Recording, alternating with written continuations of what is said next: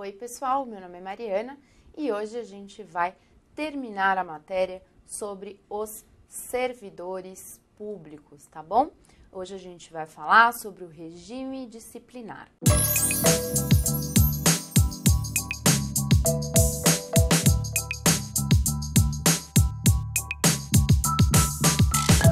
Pessoal, o regime disciplinar dos servidores públicos está previsto lá na Lei 8.112 de 90, nos artigos 116 até o artigo 142, tá bom? O artigo 116, pessoal, ele prevê os deveres dos servidores públicos.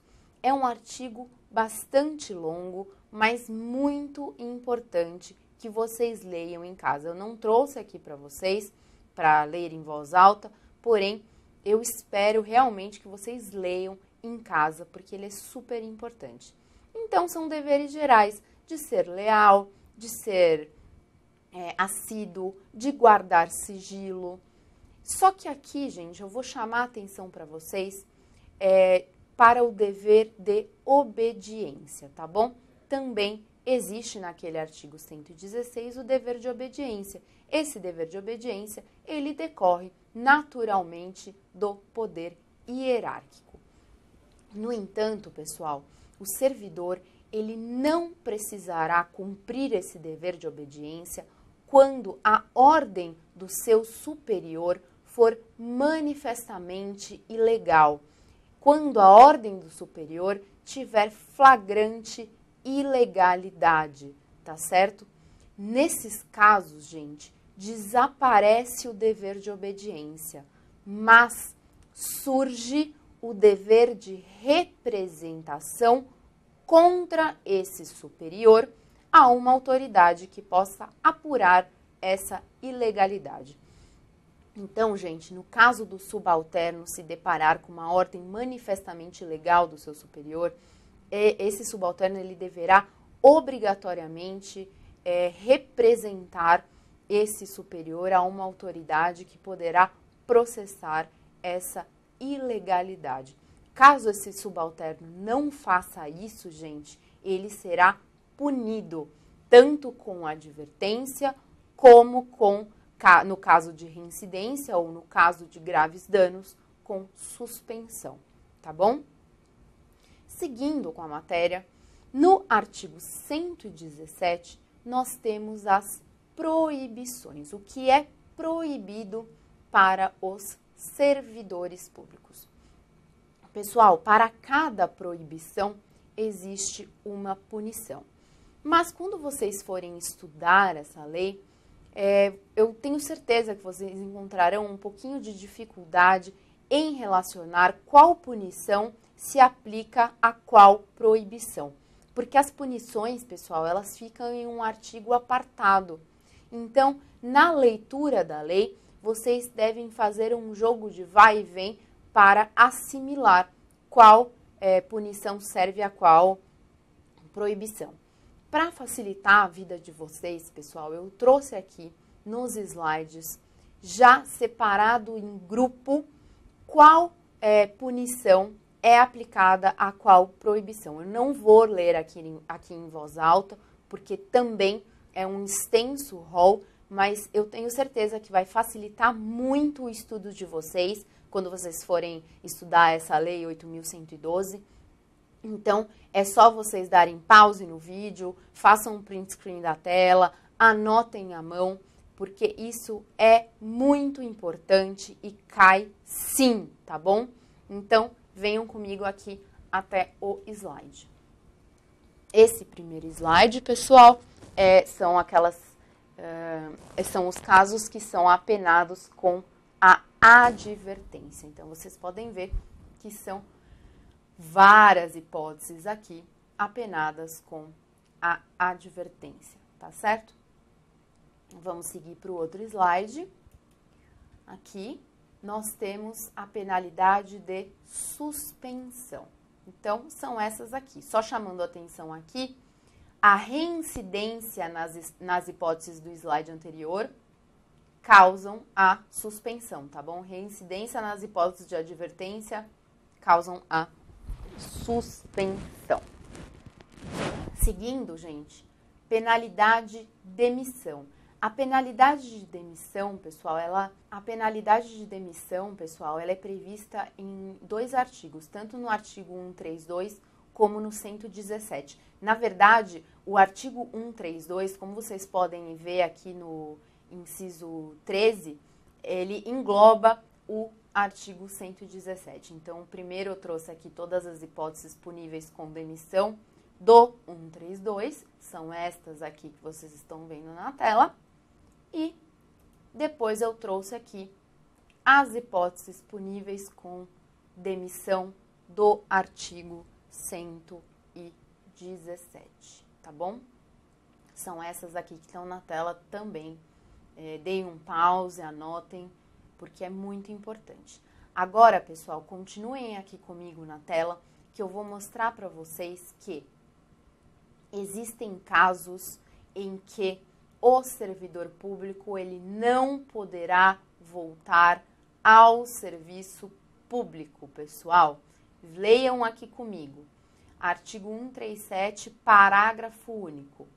Não poderá retornar ao serviço público federal o servidor que foi demitido ou destituído do cargo em comissão. Então, só em hipótese de demissão aqui, hein, pessoal? Ou destituição do cargo em comissão. Por infringência dessas hipóteses aqui que eu também escrevi para vocês. Então, não pode voltar ao serviço público federal o servidor que cometeu crime contra a administração pública, improbidade administrativa, teve aplicação irregular de dinheiros públicos, lesão aos cofres públicos e dilapidação do patrimônio nacional e também corrupção, tá bom? Nessas 5 hipóteses aqui, ele não poderá retornar ao serviço público. Muito bem, pessoal, então a gente vai falar um pouco mais sobre as penalidades. Como vocês viram, as penalidades, elas são de advertência, de suspensão e de demissão.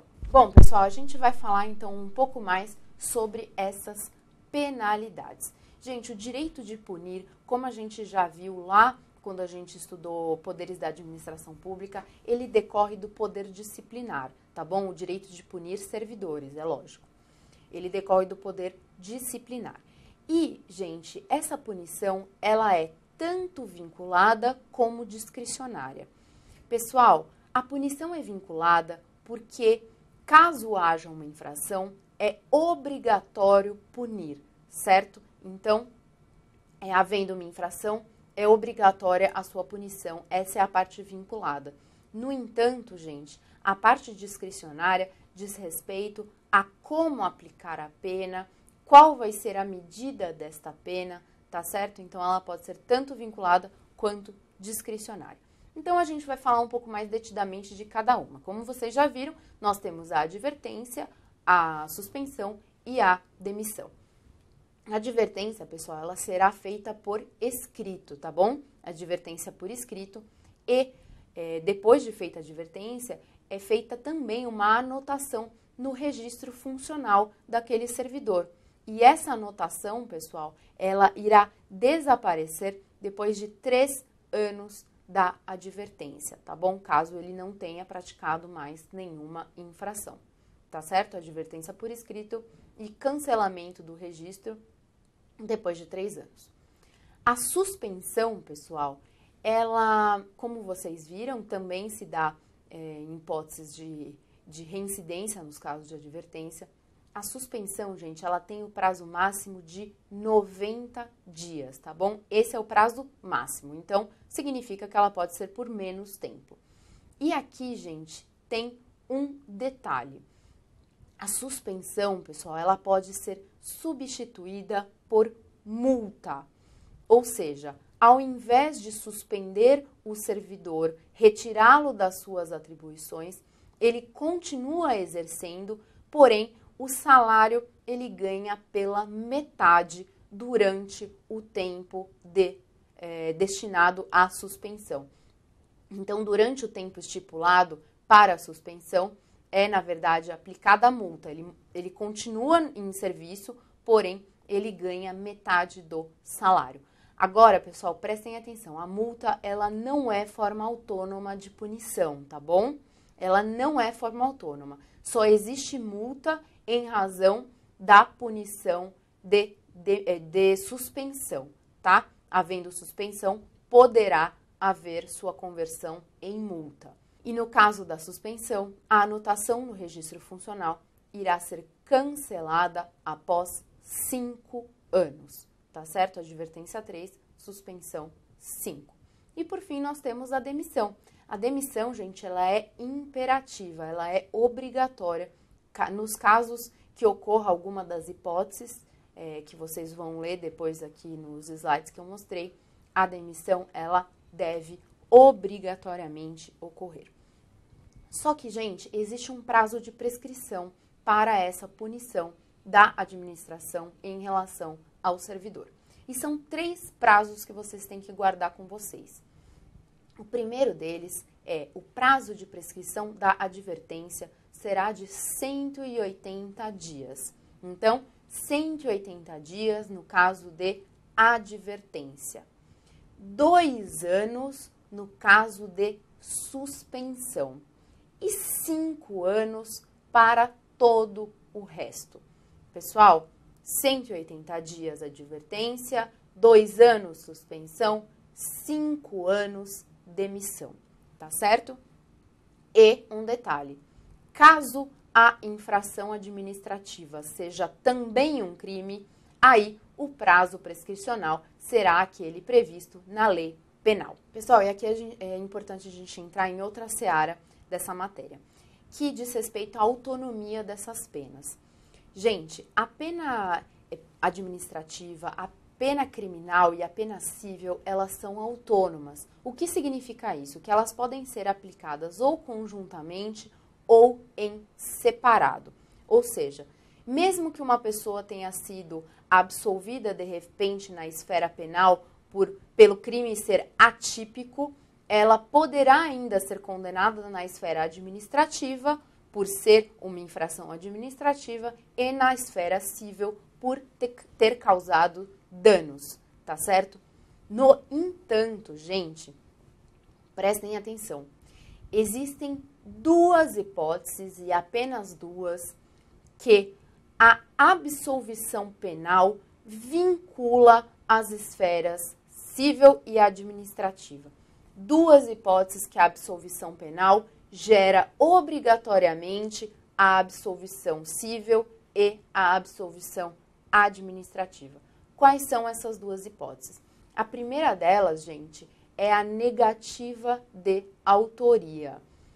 É lógico, se não foi a pessoa que cometeu o ato, não foi a pessoa que cometeu a infração, não tem como ela ser punida.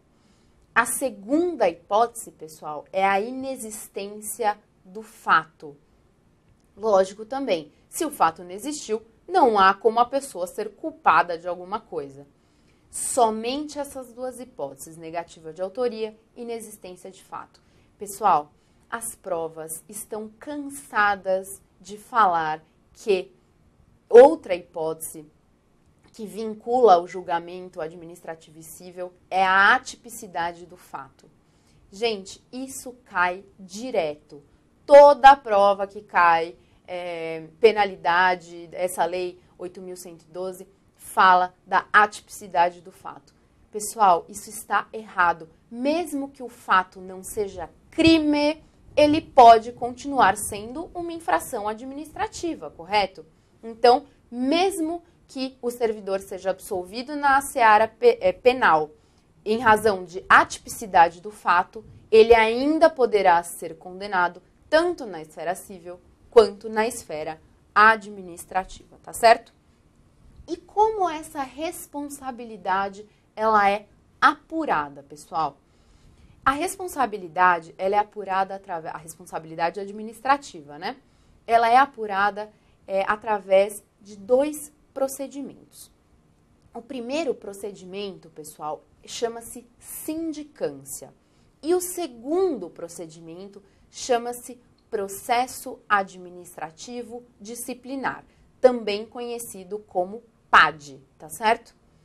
Gente, a sindicância é um procedimento mais célere e ela serve apenas para os casos puníveis com advertência e suspensão de até 30 dias.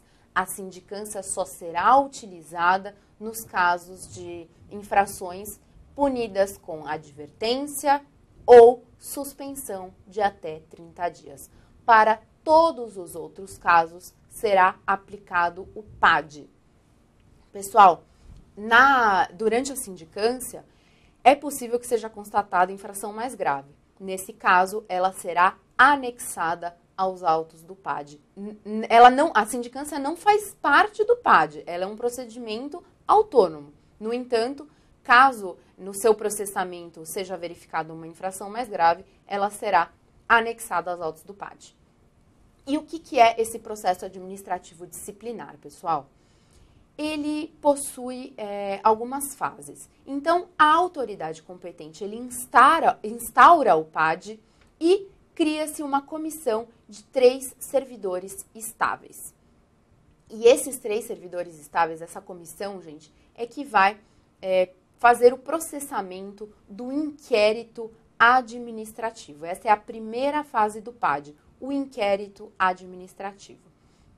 Pessoal, o próprio inquérito, ele também possui subfases. A primeira subfase do inquérito administrativo, gente, é a instrução, que é a coleta de provas, são diligências, como se fosse realmente uma instrução de processo penal. Aqui, gente, a diferença entre o processo administrativo e o processo penal é que no processo administrativo disciplinar não é preciso ter acompanhamento por advogado. E isso está na súmula vinculante número 5. Venham aqui na tela para ler comigo rapidamente o que diz. A falta de defesa técnica por advogado no processo administrativo disciplinar não ofende a Constituição. Muito bem. Ao final da instrução, a comissão irá avaliar se esse servidor será indiciado ou não. Caso ele seja indiciado, eles procederão à citação. E aí a gente adentra a segunda subfase do inquérito administrativo, que é a defesa. Pessoal, o servidor ele terá 10 dias para apresentar defesa. Caso haja mais do que um servidor, o prazo irá aumentar para 20 dias. Então, 10 dias, um indiciado, 20 dias, 2 ou mais. Caso essa citação tenha se dado por edital, o prazo será de 15 dias para a defesa, tá certo? Então, são 3 prazos de defesa. 10 dias para um indiciado, 20 dias para 2 ou mais, ou 15 dias caso a citação seja feita por edital. Gente, caso não haja apresentação dessa defesa, o indiciado, ele será considerado revel, tá bom? Só que aqui não se aplica os efeitos da revelia lá do processo civil. Aqui o que se busca é a verdade real, tá certo? Então, caso o servidor seja revel, será concedido um defensor dativo para ele. E, por fim, a terceira subfase do inquérito administrativo é o relatório, que é a união de todos os documentos e a conclusão dessa comissão se aquele servidor ele é culpado ou inocente. Aqui, pessoal, no relatório, encerra a participação dessa comissão e eles irão enviar os autos para a autoridade que instaurou o PAD para que ela possa proceder ao julgamento, tá certo? Pessoal, agora uma última informação aqui para vocês. Esse PAD ele pode ser revisto a qualquer momento, tá certo? É possível que o servidor ele peça a revisão deste processo administrativo disciplinar. No entanto, gente, ela só será realizada se tiver provas novas, fatos novos que indiquem a inocência desse servidor ou a impertinência da penalidade aplicada. Só nesses dois casos. Só nesse caso, então, caso existam fatos novos que demonstrem a inocência dele ou a impertinência da penalidade aplicada. Então, hoje a gente terminou a matéria sobre servidores públicos. Na aula que vem, a gente vai começar a falar sobre atos administrativos. Até lá!